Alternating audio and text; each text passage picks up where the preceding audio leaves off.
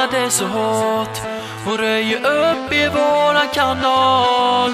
Jag vill berätta för dig att jag känner en bot. Jag känner en bot. Hon heter Anna, Anna heter hon. Och hon kan banna det så hårt. Hon röjer upp i våran kanal. Jag vill berätta för dig att jag känner en bot som alltid vaktar